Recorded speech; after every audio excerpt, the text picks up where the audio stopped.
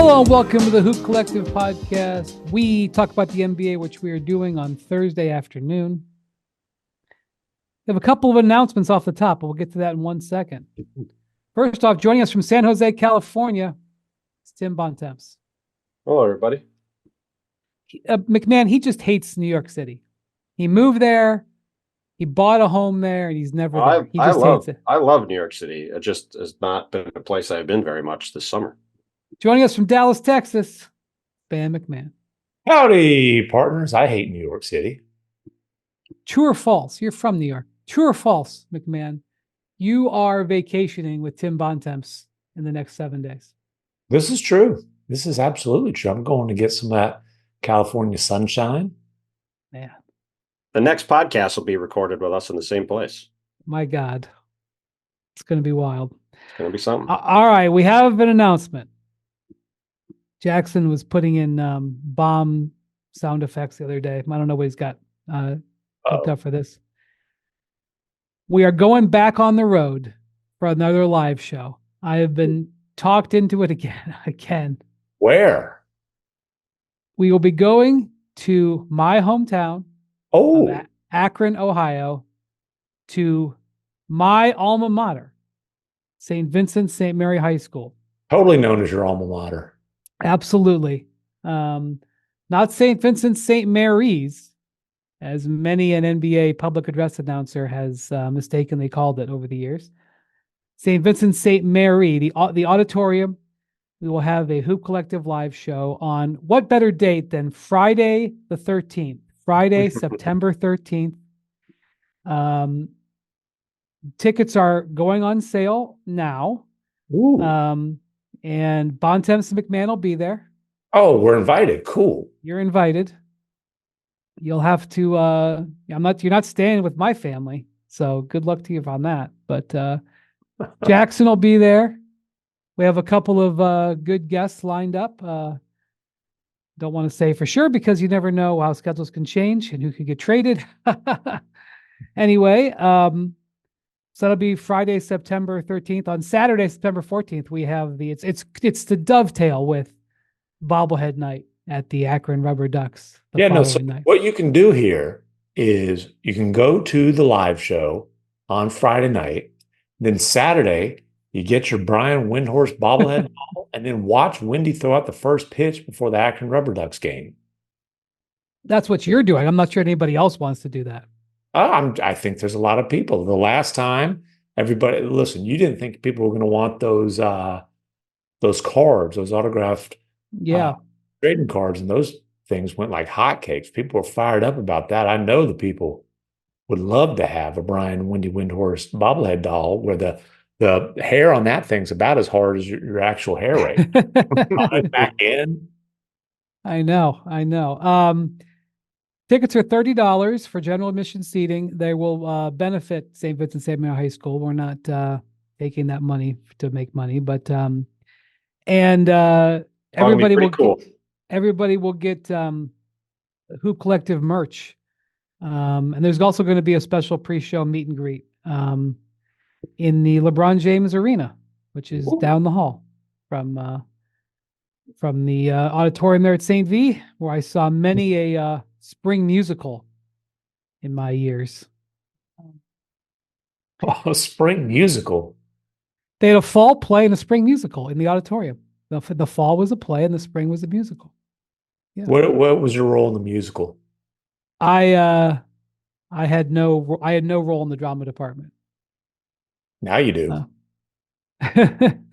I don't think I was even in there in my 4 years in high school. I don't know if I probably was in that auditorium less than 10 times. So I did take my entrance test in that auditorium when I came there when I was in 8th grade. I don't remember the seat I was in. They let you in. I know. I actually I performed very well on that. I overperformed in math. I was put in too advanced of a math class. As anybody who listens to me on the pod knows what got into my math.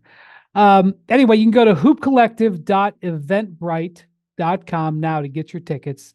The doors will open at 6 o'clock. Show starts at 7. Again, Friday, September 13th, our next and final live show. Oh, no. The second of many. Second of many. The first, hey, let's just be honest. The first one was a lot of fun. Wendy was just smiling and just chipper as could be, passing out those autographed cards. Yeah. I don't know if we got any more autograph cards to give away. I think I might have exhausted my supply, but we'll see. Again, that's hoopcollective.eventbrite.com, September 13th, Akron, Ohio, St. Vincent, St. Mary High School. Our other announcement is that the Hoop Collective is now available, I believe, Jackson, on ESPN Plus. I believe that was the case on Tuesday. I believe it was, but I forgot. I neglected to mention it on Tuesday. I will double check right now while you're talking to make sure that it's up there. I don't know if the live show will be available on ESPN Plus. The last live show was banned from YouTube, so I'm not sure. Yeah, we got YouTube, we got ESPN Plus. I think they're going to let us back on ESPN2 at some point during the season. I know. It's all your normal little podcast networks. Okay. Today, Jackson's been hot on this one for a while.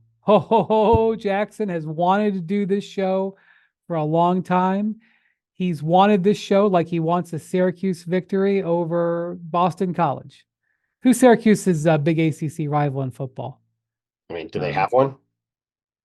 They've got to have somebody. Oh, BC and Pitts. I was close. I guess. was close. All right. I think you're saying he wants this. Rival seems like a stretch. He wants this. He's wanted this podcast as bad as he's wanted Syracuse to make the Independence Bowl. Is that right? I think it's like the Weed Whacker Independence Bowl. Okay. He's wanted this more than he's wanted. What's that quarterback's name? It used to be at Ohio State. To have an equal touchdown to interception ratio, Kyle McCord. He wants Kyle McCord to have a passer rating over 75. That's how bad he wants this podcast, which is Today's Hoop Collective was on ESPN Plus, by the way, just to confirm. Thank you. Good job. Oh, speaking of Ohio State, it's their bye weekend when the whole. You think that happened by accident? I wasn't going to go up against Ohio State football. Anyway. We are going to do today, at the special order of Jackson Agello, a redraft of the 2020 NBA draft. Pretty strong draft. It was a strong draft, just not by the teams who drafted at the top. Not necessarily. So the thing about the 2020 draft is it was obviously a bleep year because the draft took place, I believe, in December. The players were not really able to be properly scouted because of the pandemic. Obviously, they played. Some of them played. Some of the guys took the year off, like James Wiseman, who was the number 2 overall pick, basically didn't play that year. I mean, I wouldn't say they didn't get properly scouted because it was the prior season. The bigger issue was they couldn't do the normal workouts. There was all kinds of restrictions placed on workouts. You could only do so many workouts. You couldn't visit the teams.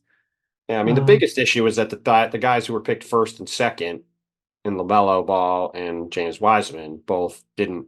LaMelo played a few games in Australia, and James Wiseman played 3 games for Memphis. But LaMelo Ball also wasn't picked first, but that's neither here nor there. That's true. He wasn't picked first. But two of the top three guys were sort of unknowns, which led to a lot of the confusion at the time. Yeah. So and there was all these rules about how many they were trying to limit travel and limit movement. There was all these rules about how many times a player could work out live in front of teams. Teams broke the rule. There was all these secret workouts that were not to be discussed with anybody, where teams came in and worked out a guy that was not on their official list, or the team wasn't on the guy's official list, and all these sorts of things. And if you remember, the draft was all virtual. Actually, it led to kind of a cool moment because the players, for the most part, were all with like small groups of family members. And so it was very intimate. You remember Malika Andrews did the interviews with all of them. Like you could interview them, so like sort of sitting with their families. It was actually kind of that night I remember I thought it was really cool, the reactions. I remember specifically LaMelo sitting next to LeVar on a couch, and LeVar had a mask on. Only time. Yeah. So it's just if you talk to folks in the league, when they explain how wacky this draft went in terms of where guys were taken, maybe it's an excuse, but they will offer up that it was a really weird year. Of course, these guys got drafted and then within a week had to report for the start of training camp. Wasn't it, Bontemps? Wasn't the draft like a week before the start of training Yeah, camp? I mean the whole off season was 6 weeks long. So yeah, it was all compressed pretty dramatically. Right. If you remember, the season in the bubble ended and nobody knew when the next season was going to start. Like, okay, the Lakers are champs. The season normally starts in 3 weeks. It's obviously not starting in 3 weeks. When's it going to start? And people were thinking, in the winter or the spring. And all of a sudden it was like, yeah, it's actually going to start at Christmas. I mean, I think the rough expectation was that it was probably going to be on Christmas, but I remember finding out that their league was looking at going at Christmas, and I called some team executives and they hadn't heard yet, and they were like, "You got to be kidding! There's no way we're going to be ready to go by Christmas." Well, but anyway, it was a wonky year for a number of different reasons, and so we're going to take a look back at who went where and how it should go. And the one thing that we're not going to do is we're not going to do a snake draft because they annoy me. And I always get them wrong. Because I'm not into fantasy. I don't do fantasy sports. What do you want me to say? I don't do that's not why you can't comprehend a snake draft. Definitely, snake draft definitely requires decades of fantasy experience to understand such it would help. Concept. It would help. Break. All right. For saying that, MacMahon, you can go first. And the number one pick in the 2020 draft on draft night was Anthony Edwards to the Timberwolves. So the Timberwolves, as a reminder, won the lottery, and they were trying to trade that pick right up until draft night. Mm-hmm. And I've talked with Gerson Rosas, who was the GM at the time, now vice president. I think he's vice president or president of the Knicks, high-ranking guy at the Knicks, and we talked about their efforts. Because the Warriors had their pick the following year, which turned into Moses Moody. And they knew that the Warriors liked James Wiseman and speculated that the Warriors might take James Wiseman first. They had to try to convince the Warriors they were going to take James Wiseman, and they were trying to get Anthony Edwards and get their pick the following year back. And the Warriors didn't bite. And so the Timberwolves ended up picking on the clock and went with Anthony Edwards. Okay, MacMahon, in our Hoop Collective 2020 NBA redraft 4 years later, who will you take? Timberwolves got this one right, and it wasn't a consensus number one overall pick by any stretch of the imagination at that time, but I'm going to stick with Anthony Edwards. We talk about the next American MVP candidate. I'm not sure he's going to be an MVP, but he would be at the top of the list of candidates right now. Again, we've talked a whole bunch about Anthony Edwards, ascending superstar, two-way player, still a lot of room to grow. The best player on a conference finals team this year. So I'm sticking with the Ant-Man, number one. Yeah, Ant was regarded as the consensus number one pick for most of that college season, if I'm not mistaken. It wasn't like Cooper Flagg. I would say he was considered the best college. I would say there was a consensus top three of him, LaMelo, and James Wiseman, and it was not clear at any point who should be the first pick the entire time. Right. I do think at the beginning of the season he was regarded as definitely one of the strong candidates for the number one pick, but then he kind of had an up and down season at Georgia. It wasn't like he was blowing people away. And so there wasn't like, he didn't like run away and hide with it. But I do think that on most mock drafts, he was thought to be the number one pick, but it wasn't like a no-brainer. So, but they certainly got it right. Okay, Bontemps, the Warriors made a very big decision on this night. They fell in love organizationally with James Wiseman and went with him when they could have done some other things. I'm guessing this is where our draft begins to change. Yeah, I mean, this is really the defining moment outside of the title in 22, but to go back to the infamous, 2 timelines, light years ahead stuff with Joe Lacob, this is the moment where that all blew up, because if they had picked a guy who became a perennial all-star caliber player with this pick, everything with Golden State looks a lot different. Instead, the draft James Wiseman, that obviously was a disaster. There was talk at the time about them considering Tyrese Haliburton with this pick. They certainly should have done that. Should have gone in basically any direction but James Wiseman, who has been a bust of pretty epic proportions. Some of it his fault, some of it not, between injuries and stuff. But I think you could Haliburton pretty clearly the second guy, as obviously was playing at an MVP level before he hurt his hamstring back in January, has had a bunch of injuries since. As we talked about after the Olympics, be very nice to have him get a couple months here to get healthy and hopefully be back to where he was at the start of last year in the fall. And the Pacers are going to be a pretty interesting team. Pacers will come up a lot in this pod because they have several players in this draft, but including Wiseman now, ironically. But yeah, I think Tyrese is a pretty clear choice at number 2. Yeah. By the way, there's quite a few max guys who came out of this draft. Those two guys both got the max. Those two being Ant and Haliburton. Wiseman. And Haliburton. I'm very curious for what your pick is here at 3, though, because this is where things get interesting, and I have a pretty strong opinion about it, but I'm curious what you do. But just real quick on Haliburton, he is a very interesting guy because they're in the analytics community. He was like, some people had him as the number 1 guy. The Mavericks famously had him. Their analytics group had him number 1, and that's why they were dangling Brunson 18 and 31, and they couldn't find any takers, despite the fact that he slipped all the way to 12. So he was a very polarizing prospect, and there was so much talk about, is he a 1? Is he a 2? His shot is funky. Is that going to work in the league? Well, it's worked. Everything's worked pretty well. And look, he's also, to Carlisle's credit, they want him in Dallas. He ended up getting him in Indiana. And the system that Carlisle's using in Indiana is perfect for Haliburton. And it's not like... Well, they built it around him. Yeah, Carlisle's designed the system around him to where they are running and gunning, and he is one of the best open floor players in the league. Well, and that was the thing on draft night, too. Once you got past basically the 4th pick, really from the 5th pick on, every pick was, is this team going to take Haliburton? And there was several teams that obviously would have been far better off taking him. And it was sort of the ongoing drama was, where was he going to land? Yeah. And, obviously he backstopped at Sacramento at 12, and that led to Domantas Sabonis being there and Haliburton being in Indiana. But yeah, that was one of the big themes of the draft, was where would Haliburton land after those top 3 guys went? And he's certainly become a big story about it ever since. Yeah, that was a big moment for the Bulls as well, because there was a belief that the Bulls were high on Haliburton, which we'll talk about in a minute.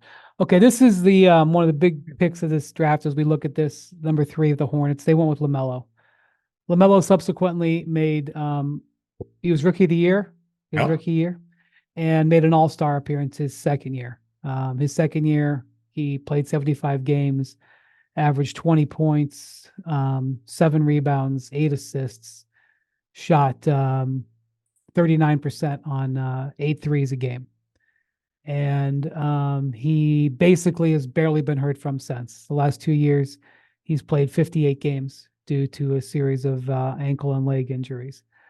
And then you have the other choice, in my view, here would be Tyrese Maxey, who that night was taken by the 76ers with what I think the 21st pick. 21st pick. The pick they only got because Mike Muscala hit a meaningless 3 in the bubble. Right. It's one of your favorite pieces of Muscala minutia. You love bringing that up. It's just a great story. I mean, it's wild how important that shot was for the Sixers and how much it's impacted them going forward, because Maxey is great. Yeah, and it's a huge part. Like, any Sixers fans, if you mention Mike Muscala, that's exactly, that's the moment. Like, the process Sixer who brought the process to a close by getting Tyrese Maxey to the Sixers in a roundabout way. So what's your choice going to be? So this takes me back to, I believe, 2005, when I was much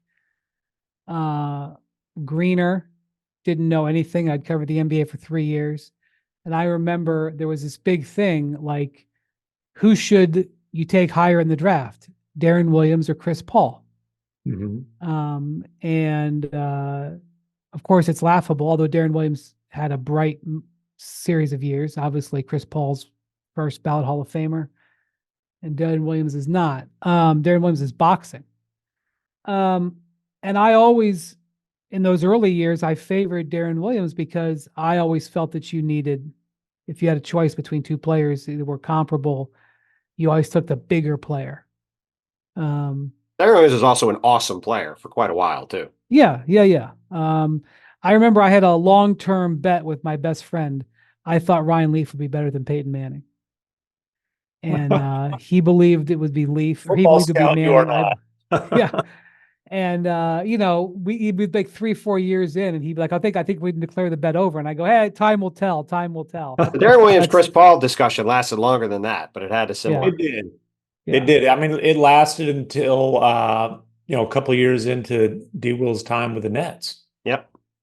Well, anyway, that was 19 years ago, and I'm going to make the same belief now. I'm going to go with the bigger player, because even though I know that, you look at LaMelo's last 2 years and you say, it's completely zapped the excitement around him. Those injuries, I don't believe they're their career-threatening injuries. He's obviously got to get it taken care of, and it's reminiscent of what happened with Steph early in his career, where he had the chronic issues with the ankles and he had to make training changes, and he had to, basically commit to wearing ankle braces all the time, which I think is something that LaMelo has discussed, maybe the need to. And this is not a commentary on Maxey. This is a commentary on how tantalizing LaMelo looked those first 2 years. And the playmaking ability that he's got, and his size, and how much he's come around as a shooter. I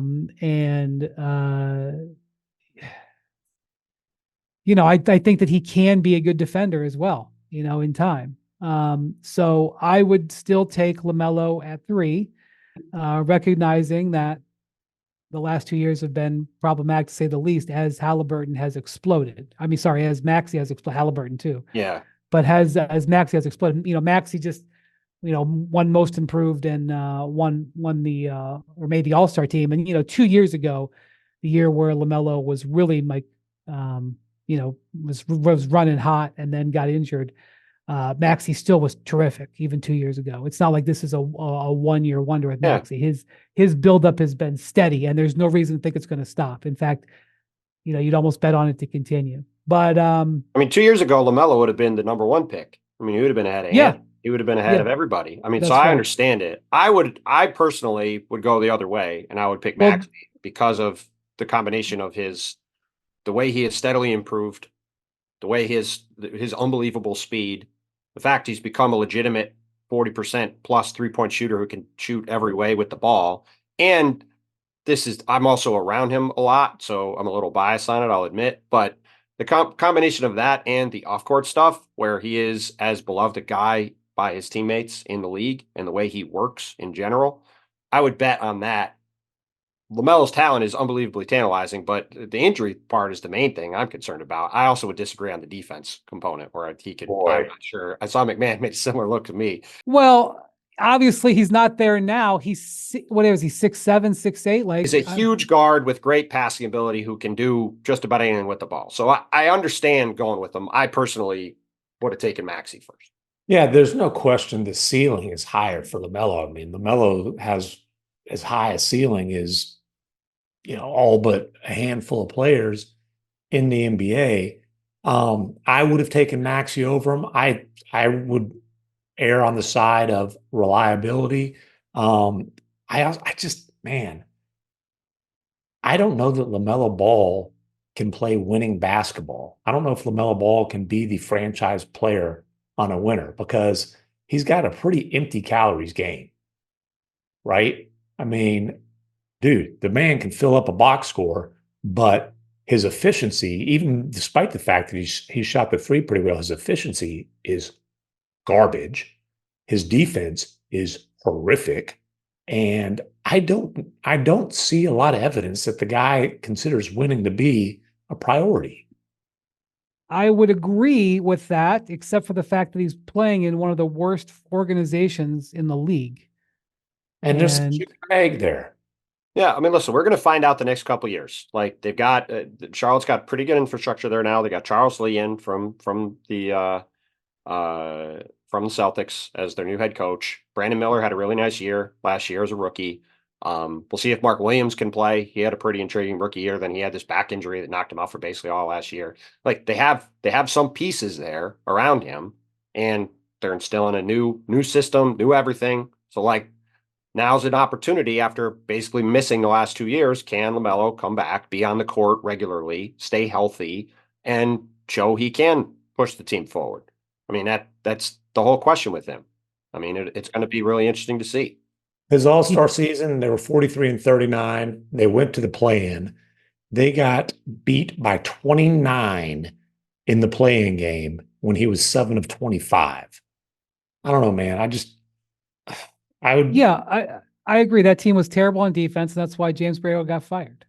I mean that, but I think it's fair to say that I wouldn't go quite as far as to say that there's zero evidence of him showing winning basketball, because they did have a winning season, and they did, like, that was his second year in the league, and they did make an all-star team as a 21-year-old or whatever. Oh, his talent is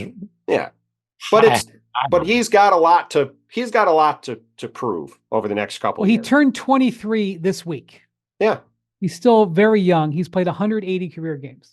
I mean, he's tantalizing is a perfect word to describe LaMelo Ball. Like he's a tantalizing player, and if it breaks in the right way, then Charlotte, between him and Brandon Miller, has got something to really work with. But that's a big if, and he's on a max, and we'll see what happens. But either way, I think those guys are. I think even though LaMelo has been injured, I would say that's the top four. Right? So you're taking Maxey, I assume, fourth, MacMahon? Yeah, I had LaMelo Ball fifth on my board, though. We'll get to that in a little bit. I think I know who you had ahead of him, which is who I'll be taking with the fifth pick, assuming. Right. Yep, I assume so. But yeah, Tyrese, I mean, we've talked about Maxey, obviously, his emergence as a bona fide co-star to Joel Embiid. I don't think it's a stretch to say might have saved this chapter in 76ers franchise history. Not might have. Did. Yeah. So, and, he's guy can score. He's become a really good facilitator. You talked about the character. He's a stud. With the fifth pick, I'm going to take the guy that I'm pretty sure MacMahon would have taken fourth, which is Desmond Bane from the Memphis Grizzlies, a guy who is shown to be one of the best two-way wing players in the league. Obviously, he's had some injuries over time, but has shown incredible improvement as an overall player. Obviously, kind of an apocryphal story now, going to Summer League after his rookie year, working on his playmaking a lot, becoming a much better player in that aspect of his game.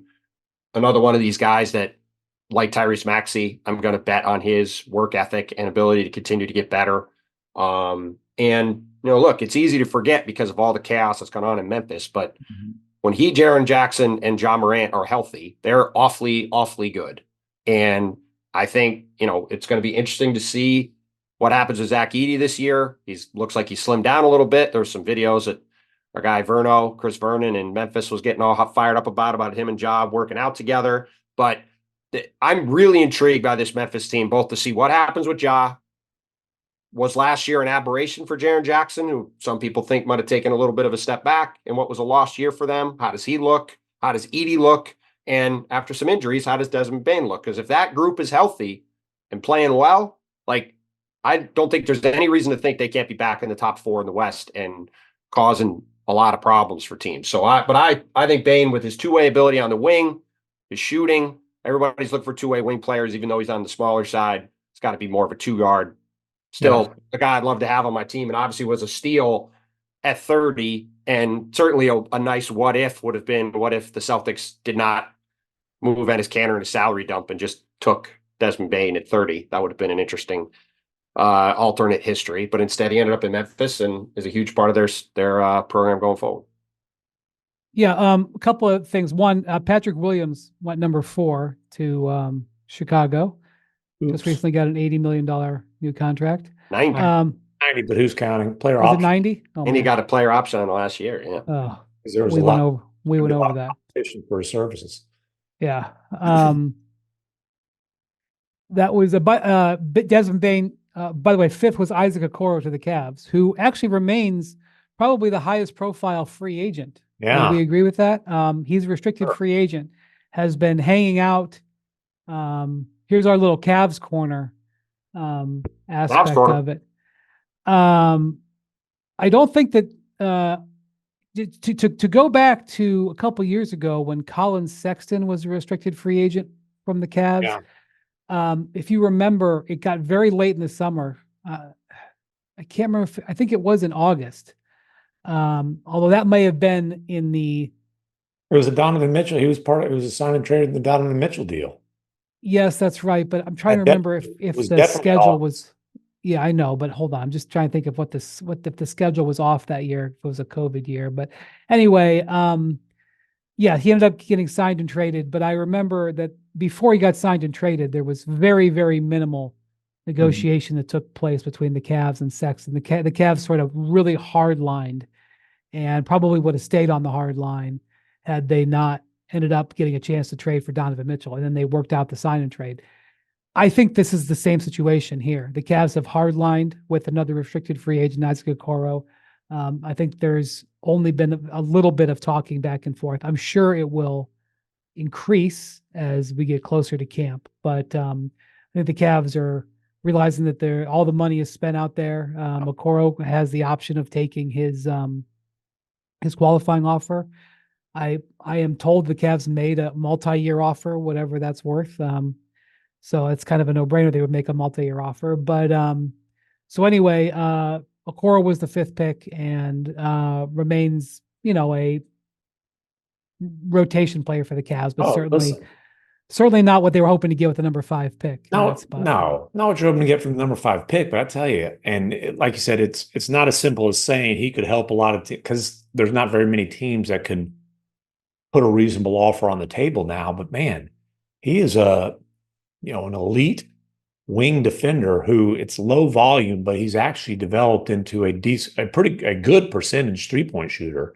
Again, it's low volume, so it affects spacing or whatnot. But man, Okoro would be a nice addition to a whole bunch of rotations. Just real quick on Desmond Bain, how the hell did that guy slip to 30? Well, there's a couple things. There's the whole wingspan thing. He's got those arms that are as thick as they are long, right? And then he's old. And he was too old. Oh my gosh, a 4-year guy at TCU. He's tapped out. There's how can you expect that guy to develop? And to Zach Kleiman and the Grizzlies' credit, they're like, this guy got significantly better every single season at TCU. Why do we think that trend is going to end? When he arrives in the NBA at, I believe, 23 years old, and points per game, 9.2, 18.2, 21.5, 23.7. His assists, 1.7, 2.7, 4.4, 5.5. He came in as a 3-and-D guy. You mentioned they sent him to Summer League to play point guard. Not that he was going to play point for the Grizzlies, but just to develop those skills. And he's become a really, really good, versatile guy. LaMelo, I have him over LaMelo because I question whether LaMelo can be the franchise player on a good team. Where Bain can't be a franchise player, but Bain's a heck of a number 2 option for the Grizzlies. So a couple more things on Bain. So that trade, the draft night trade, obviously Memphis liked him, and when they saw that they could get up to trade into the back end of the first round to get him, they did. Who knows where he would have gone? Who knows who the Celtics would have taken? This is one of my pet peeves: is the assumption that the Celtics, if they had kept the pick, would have taken Desmond Bain. It drives me crazy. The famous one with that was Kawhi.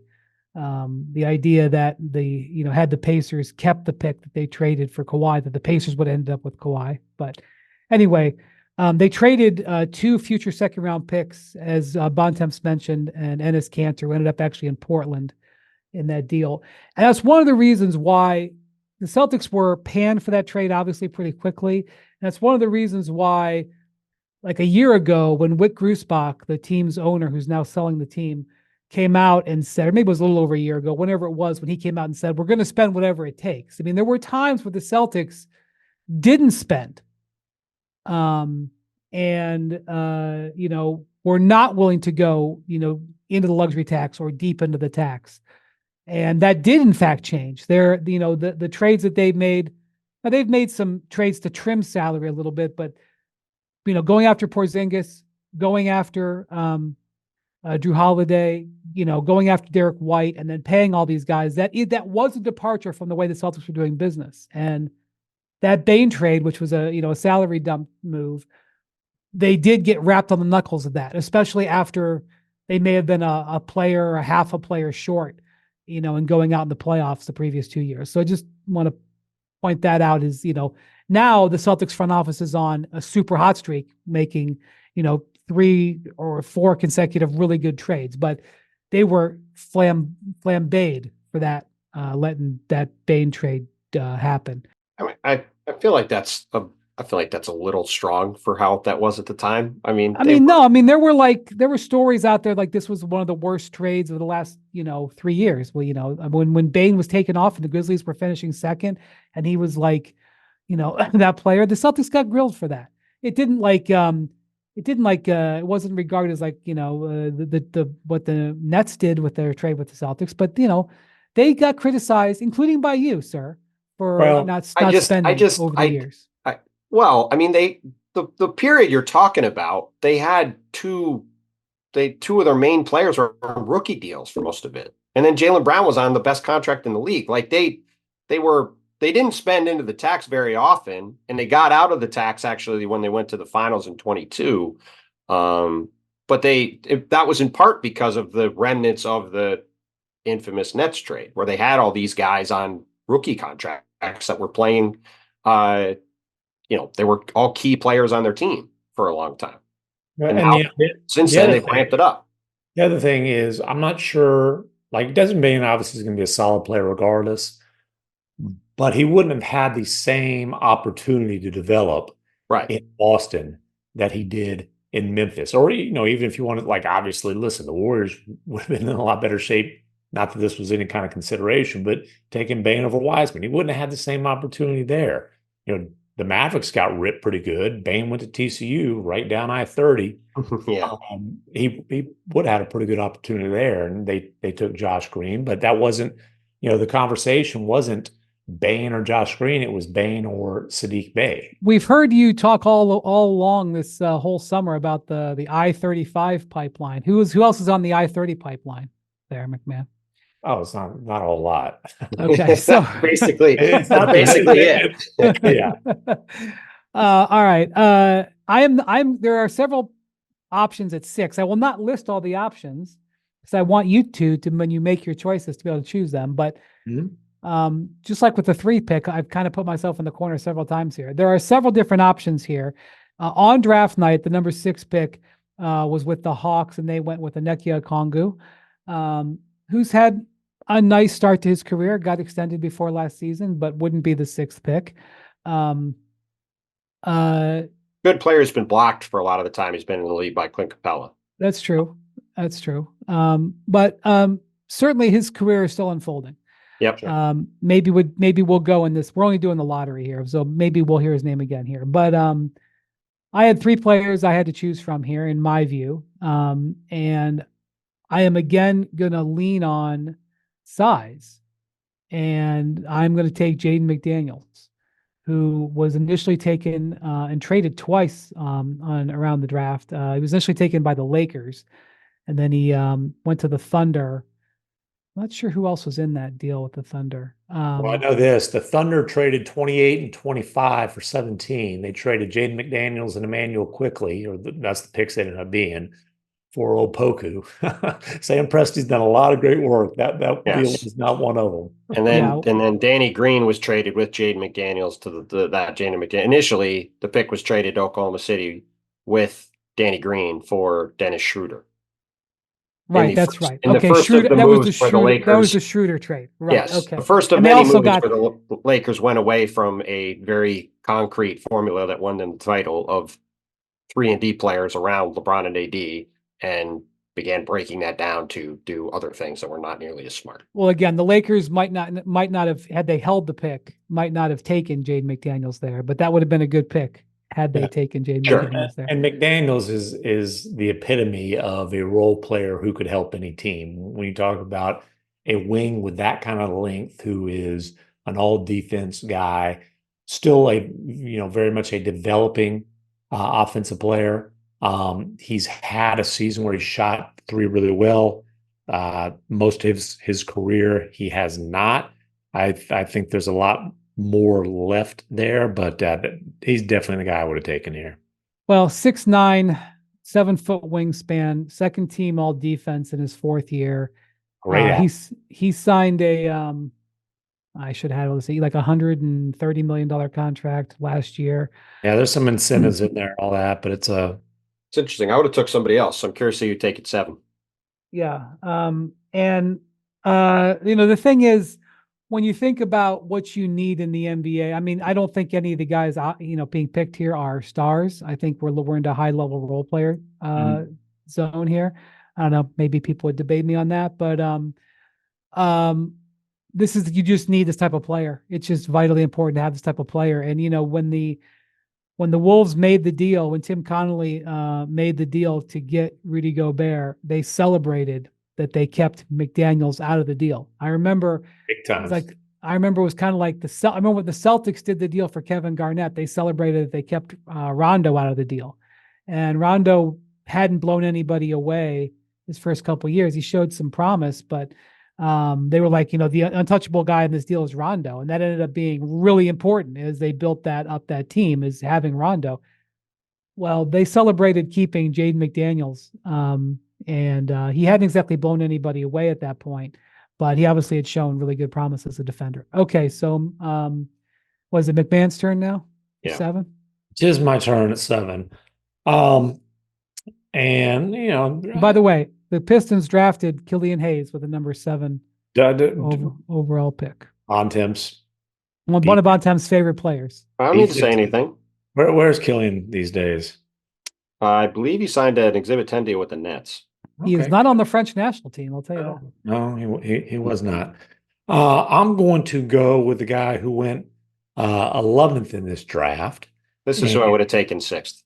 Yeah, and a guy who I think has a chance to help me earn a nice dinner on Bontemps' dime, Devin Vassell of the San Antonio Spurs, and another guy who signed. By the way, we're doing this on Thursday. Today is Devin Vassell's 24th birthday. Happy birthday! All right, happy birthday! You're on my team now. Signed a nice 9-figure extension that was sub-max. Is that a descending deal? We'll look right now while you're talking. It is. It is a descending deal. So I think they locked him up to a nice contract. Look, the Spurs stunk last year. We all know that. But the guy averaged 19.5 points, over 4 assists, and shot at 47 from the floor, 37 in 3-point range. I think he's a guy who has a chance to be a quality complement to Wemby for a long time. Yeah, and the shooting component is why I would have had him ahead of McDaniels. Obviously, McDaniels is an elite defender. Devin Vassell is also a very good wing defender. They're sort of the same player, and I just trust the shot. Hold on. They're not the same player. Vassell is much more talented offensively, and McDaniels is a better defender. They're the same kind. They're the same kind of player. They're both. I disagree. Also, Vassell's like 4 or 5 inches shorter than McDaniels. Okay. Yeah, I don't think they're similar. Okay. Vassell is 6'5". McDaniels is 6'10". McDaniels is an elite defender. Okay, who for 3 years of his career has been a bad shooter. So I'll take the guy who's a solid wing defender who's a much better shooter. That's all. Okay, so they're both very good players. The only thing we're disagreeing is that they're similar. They're not similar at all. Like saying Well, you I would mean, be a similar I just because think their names that's are both okay. pink. When they were signing their contracts last summer, they were compared against each other quite a bit because they're in the same grouping of players. They're not exactly the same player. I don't. I think I will say, it doesn't you know, matter. It's a silly argument. I didn't watch Vassell much in his first 3 years because I just didn't watch the Spurs very much. I obviously watched the Spurs a lot more last year because of Wembanyama. Vassell, one of the things that Vassell impressed me with is that he can do some things with the ball. Yeah. He can create a little bit with the ball. He averaged 4 assists last year. And the Spurs were so playmaker and poor last year that there were times where Vassell was their initiator. And they would give it to him and he would have to go kind of create and do stuff off the dribble. So I did not know he had that as part of his game. Maybe he always had it and I just didn't know because I didn't watch him, but I definitely was, made note of that watching him last season. Yeah, look, there's not a lot of guys on that Spurs roster last year that you envision being with Wemby 5 years down the road. Vassell's one of them. Might He be might the be the one. only one. He might be the I was only going to one. say maybe the only one, but Yeah. he is one of them. So I would have taken him sixth and then McDaniel seventh. Either way, we're all basically the same top seven, I think. So with the eighth pick, this might be the other guy Brian was thinking of, but I think the pick here is Emmanuel Quickly, who's now in Yes. Toronto. Yes. Has been one of the best six men in the league the past few years with the Knicks. A metrics darling guy who certainly looked like he could scale up to be a potential borderline star level lead guard. Toronto traded for him in the OG trade, betting on him being that kind of player. They paid him like they believe he could be that kind of player. 175 million. I don't know if it was all guaranteed, but that's what it's all guaranteed. So it's a big bet on Quickly, but he's certainly shown to be a very interesting player, another high character guy, super explosive, good, very good shooter. Has shown, he's got some defensive ability to play better at that end than you would think with his size and frame. So very curious to see what he looks like going forward. Scotty Barnes is the pick and roll combo in Toronto, and he would be my pick here at number 8. The thing about Quickly, the Knicks, who have been on a player evaluation winning streak for the most part, right? They just did not view him as a starter. They obviously didn't play him as a starter. Mhm. He was a bench player. And then last year when they had negotiations to extend his contract, which they weren't able to do, and as soon as he didn't extend, it was almost like he's getting traded. They were offering him salaries that were commensurate of being a top bench player. He had finished second and sixth man of the year, I think, 2 years ago. And they wanted to pay him that. And he's like, he saw himself as a starter. And he certainly got starter pay. The Knicks do happen to have a certain. I agree. I was going to say, like, how many 6'1" guards do you? I think the issue for the Knicks, I think, was less of a belief in Emmanuel Quickly and more that the same reason they didn't end up trading for Donovan Mitchell. It's very hard to win, as we've talked about a lot, with two small guards in your backcourt. And the idea of playing him Quickly does defend.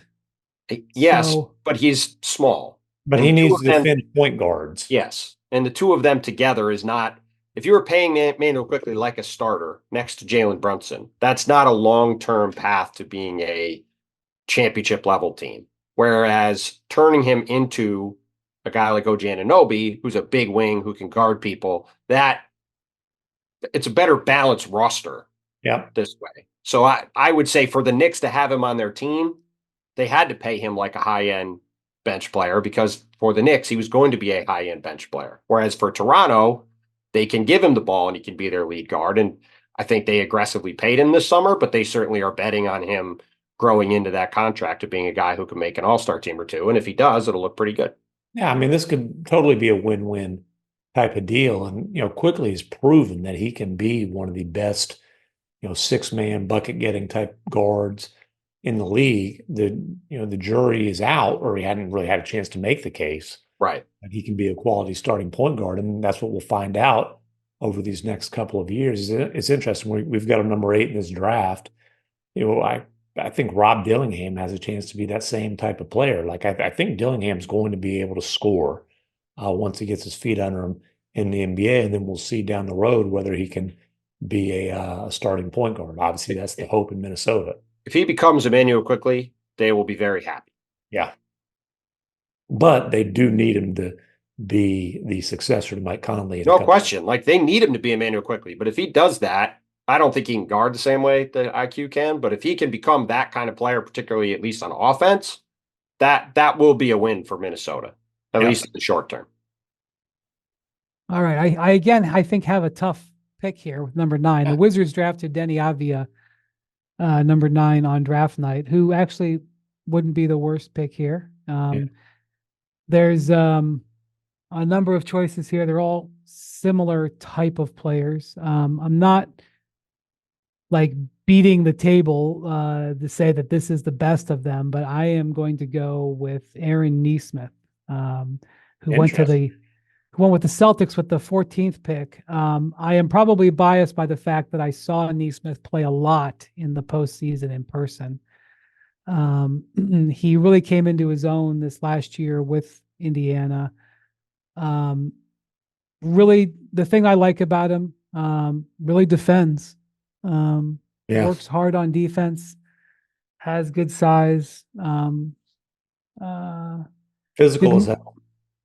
Yes. 6'5", but feels like he plays bigger. You wouldn't feel bad about putting him with bigger guys. And again, if with where the NBA is right now and you're drafting role players at this point, I got to have guys that can defend on the perimeter. And by the way, some of these other guys who are options here can defend on the perimeter. But I'd go with Nesmith, not super convincingly, but that's what I'd do. I mean, listen, if you're basing this just on last season when he shot almost 50% from the floor and 42% from three-point range, then I think you make it pretty comfortably. Now, he was good the year before in Indiana too. Like, he shot 37% from three. Obviously, he got better last year, but yeah, he got a lot. He got a lot better last year, and in Boston, there wasn't a whole lot of opportunity for him there. And and playing for Rick in that system, it's fit him very well because they basically just have him run around and fly around and guard people and not have a lot of structure, and that I think has fit him pretty well. Yeah, it's funny. The Pacers didn't have a first-round pick in this draft, but they've done pretty well with this first round. We've talked about Halliburton. They're taking a swing on Wiseman. We'll see how that works out. But Nesmith was they got him in that Brogdon deal and have turned him into a player. He was on an extension that's $11 million a year based on his production last year. Is an extreme bargain. Jalen Smith was a solid rotation player for him before going to Chicago. And then, Obi Toppin, they got his reclamation project. And I forgot about Obi. Yeah, Obi went 8th. We didn't mention that. Obi went 8th to the Knicks in this draft. Yeah. They were very excited to take him, too, if you remember. They were. Instead of Halliburton, which was because Halliburton was being represented by CAA, as was Toppin. And this was Leon Rose's first draft with the Knicks. Yep. And they got quickly in the draft as well, but they ran to the podium, or they weren't actually the podium wasn't really there. We're very pumped to take Obi over his basement or whatever, but they liked him so much that Leon Rose declined the opportunity to get his godson Jalen Brunson as well as the 18 and 31 picks for this number 8 pick. And I think he likes Brunson a lot. Now, Brunson then and Brunson now, Brunson was a nice backup point guard at the time. Yeah, he was not a top 5 MVP candidate for sure. No. All righty. 10th pick was Jalen Smith. Sticks, as they called him. In MacMahon just mentioned. Yeah, they didn't even pick up his 3rd-year option. Yeah, did not work out in Phoenix. Was a disaster of a pick for the Suns. Resuscitated his career with the Pacers over the last couple of years, and we'll see how it goes for him in Chicago. All righty.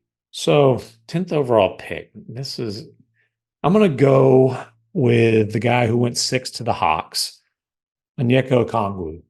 As you mentioned earlier, Bontemps, he's kind of been blocked from the starting role by Clint Capella. He's an interesting player because he's purely a 5. Like he doesn't shoot the ball, certainly not well enough to play the 4, but he's a 6'8" defensive anchor center. So it's not a very conventional player, certainly by any stretch, but he's had a solid career. I think he's probably tops out as one of the better backup big men in the league. But they signed him to, what was it? I think 4-year, like $60 million extension. It might have been even a little less than that. Yeah, he's a solid rotation player. Yeah, it's right about 60. And yeah, I like him as a player. That was a good extension for Atlanta. And again, he's a young guy, played with LaMelo in high school, and is a guy that has got a chance to grow more, I think, as he gets some more time on the court over the next couple of years. A good fit with the young group of guys they have going forward under Quinn Snyder. So I'm curious to see what he looks like. I probably would have had him. I definitely would have had him 11th. I was going back and forth when you were saying Nesmith, between Nesmith and Denny Avdia at 9. I will take him at 11. If he just got traded to Portland this summer for a couple picks. It was Washington, started moving things around. Got Bub Carrington with one of the picks in that draft. He looked very interesting at summer league. I like that trade for Portland. I think Denny is a nice piece. I thought it was an interesting one for Portland. I still am not really entirely sure what they're trying to do overall. Like individually, their moves are interesting and decent, and then you look at the whole collection of players together, and the really Ayton trade is still interesting. They're basically stuck with his contract with his replacement on the roster now. But the Blazers are early in a rebuild, and they're just accumulating talent, and then they're figuring out fit down the road, and they hope to certainly accumulate a high level talent in this next draft. They're going to accumulate a high pick in this year's draft, but they have a lot of moves to make with their roster across the board. And I understand the fit there with Denny as a guy who can play either forward spot, very good defender. And the question for him is the shooting. I mean, we talked about shooting with a few of these guys. Last year, he shot 37% from 3. He never shot, I think, above 31% his first 3 years in the league. And if he's a guy that becomes a mid to high 30% 3-point shooter, then he's a guy that's a $100 million player making half of that. Like that. And that's the swing thing with him going forward. Like he signed a 4-year, $54 million extension that's kicking in this summer. At the time, I wasn't really sure about whether that was a good deal. And I talked to some people around the league, and he's a polarizing guy. There's some people who thought he could be a $100 million player and that was a bargain. There were other people who thought he's just really not that good and wouldn't have paid him even that much. And then he comes out last year, he shoots high 30s from 3 and can guard multiple positions and can handle the ball a little bit and do a lot of stuff. And now Portland trades for him to slide him in on the wing and in theory be a key piece for them going forward with these young guys as a guy who can play off of them and shoot the ball and guard. So I'm interested to see what the fit is like. And I think, again, in a league where everybody's looking for two-way wing players, get him on a good extension, get him at 11. I think it's a solid way to go here at this point in the draft. All right, 12th pick, night of the draft, Kings took Tyrese Halliburton. It was a good selection. Yeah. I've got a bunch of sort of seventh men here to choose from. Mm-hmm. I actually had in my mind who I was going to take, and then MacMahon called a timeout, and I lost where I was. People don't call a timeout thanks to Jackson's editing magic. Right. I'm going to take the paw, Patrick Williams. None of all these guys you're sort of, still are either not high enough upside or flawed players. The Bulls still believe in his upside, and really, he has great size. He's going to turn. I just looked at his age. He's actually going to turn 23 in the next week. So happy birthday to him too. I don't have a good reason why other than he can guard multiple positions and he's got good size. And I mean, good size. The idea of him is he is a really good. His shooting, his outside shooting has been okay. No, his outside shooting's actually been good. It's not been high volume, but he shot 41% from 3 Right. for his career. So the vision for him at this point is he has a chance to be a elite multi-position 3-and-D guy. I would say that the D for him has been disappointing. D might as well stand for disappointment with him. And obviously he hadn't been able to stay healthy. Had one 82-game season. Other than that, is a 17-game season, a 43-game season. We'll see. I mean, there's some upside there. I just giving him a 5-year, $90 million contract with a player option, contract extension. I don't know, man. I don't understand that one. Yeah, that was a strange choice to do that. I mean, the Bulls have made plenty of strange choices, but I mean, again, as a big, rangy wing who has shown the ability to shoot the ball, and he's still very young. There's some reason to bet on some upside there potentially, but I'm skeptical he will live up to that deal. All right, MacMahon. 13th pick in the draft was Kyra Lewis Jr. from the Pelicans. Is he still in the league? I don't know if I don't know that he played in summer league with somebody. I think he's on an Exhibit 10 somewhere, but he's off his rookie deal and he's blew his knee out, had a bunch of injuries, has not really played much. Yeah, he was with the Jazz last year, got traded a few times last year. Anyways, it won't be him. Who do I want to take here? I think I'll go Obi Toppin. Not a bad pick. Obviously wasn't the player in New York that the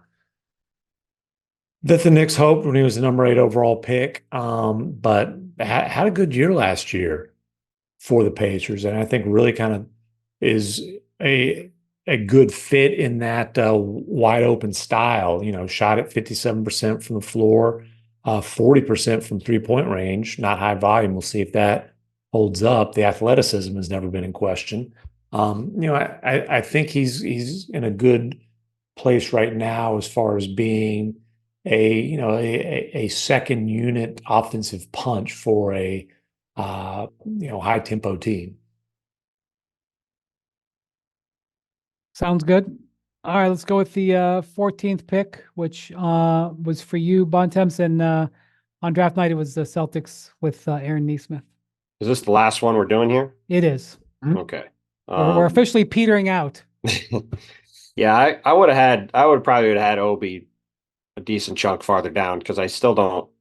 I mean, it still sort of just seems like a backup 4 who can't play the 5, and that was another contract this summer where Indiana, I thought, gave him a lot more money than I thought they necessarily needed to. Though he did have an okay year for them last year. Yeah, I mean, I'm trying to decide. I mean, maybe we could do this as a group. I mean, I would say Cole Anthony is a possibility. I would say Isaiah Stewart is a possibility. I would say Josh Green is a possibility. I would say Peyton Pritchard is a possibility. The one guy in the second round who I think is worth a look at this spot is Isaiah Joe. Who is obviously or Trey Jones. Yeah, those are the 2 second rounders who have really paid dividend. But Isaiah Joe is a high level role player. Cavs corner Sam Merrill was the 60th pick in this draft. I mean, look, Sam Merrill certainly would be. Isaac Okoro is on this list too. Then he's unfortunately hurt right now. But if you just go by like who's had the most productive career to this point, Sadiq Bey would be here. Yeah, he would have been in the convo here too before he blew his knee out. I would probably ultimately go with Josh Green because he is bigger. I know obviously he got traded this summer by Dallas to help clear the path for Klay Thompson. You can make arguments for all these guys are different ways. I mean, Isaiah Stewart, if he can ever become a consistent 3-point shooter, is a very interesting big. Cole Anthony is, I think, sort of carved out a good role for him as a backup guard who can come in, be a 6-man off the bench and really be an offensive punch for you. You talked about Isaiah Joe, the remarkable improvement he's made in Oklahoma City. He's become a really interesting piece for them going forward. Another guy who got paid. Yes. But again, we keep going back to the same thing with positional size on the wing in the league. Josh Green's still very young. I'll take the swing on him here. But I mean, I think you could take any of those guys. Peyton Pritchard also, I think, is at least worth discussing there. He's like Cole Anthony, I think really developed into a guy who can come in, can score off the bench. He's not afraid to make big shots. Obviously hit some big shots for Boston as they went to the title. But I'll go with Josh Green with the 14th pick. Yeah, Josh Green, really, really athletic. I don't understand how he was so bad defensively last year, being as good of an athlete as he is with a solid physique. I think he scored as many points in the Olympics as the three of us did combined. I believe that's accurate. It's a little concerning there. Honestly, though, I think he's a guy who just struggles with confidence. We'll see what, he'll have opportunity in Charlotte. Obviously, he'll be off the radar. Certainly won't be as much pressure in Charlotte as there is in Dallas, where, because of Luka, you are expected to win. Should have a chance to start there, I would think, right? We'll see. I would think they're going to start. I'm just looking at it. I would think they're going to start LaMelo, Brandon Miller, Josh, Miles Bridges, and Mark Williams if they're all healthy. I think that'd be their starting five. So possibly. I mean, he has had glimpses and bursts of looking like a bona fide quality rotation player in the league. I remember this is kind of a funny memory. So when they made the Kyrie trade, right? The first game after that was in Utah, and Luka was hurt. Kyrie hadn't joined the team yet, whatever. This is right before the Jazz moved Conley and a bunch of other guys. And like everybody in Utah knew they were being dangled in trade talks, and it was a total, distracted mail-in type of performance by the Jazz. The Mavericks won that game. Josh Green had 29. And then Kyrie makes his debut against the Clippers a couple of nights later. And Josh Green had another really good game. I don't remember how many points, but really good game. And Cuban's holding court in the hallway outside the locker room after the game. And of course, he's just giddy. And he's Josh Green, he's playing at an all-star level. This guy's going to be an all-star. Hadn't exactly been an all-star. We'll see if he can carve himself out a nice decade. Some of those investments on Shark Tank. A little excited. Yeah. Well, Jackson, just scratch the itch for you, buddy. Jackson won't talk on the podcast. He's very No, I know. He likes to move in silence. The itch was scratched. The itch was scratched. Oh, there you go. There's Jackson. The mysterious voice behind the curtain. There it is. All right. Well, thank you for watching and listening to the Hoop Collective. And again, go to hoopcollective.eventbrite.com to check out the tickets for the live show on September 13th. Hey, where can they get those Akron Rubber Ducks tickets? You got to tell them that too. Google Akron Rubber Ducks tickets. I don't know if it's Rubber Ducks. I suspect that'll be pretty easy to find, and we'll make sure the link is on our socials and stuff so people can find it pretty easy. I have seen the bobblehead. I don't want to give away too much, but they didn't go with the pointy fingers. I feel like that was an bobblehead looks good. I look forward to having it on my shelf. It's a handsome fella. Are we going to get it? I don't know. Do we get tickets to that game? We've got a lot to discuss. I'll take care of you. Oh, thanks. I'll take care of you. Yeah. Out in the All right. Really going out of his way on that one. Thank you to Jackson. Thank you to MacMahon and Bontemps. Thank you again for watching and listening to the Hoop Collective. We'll talk to you soon. Adios, amigos. See you in Akron.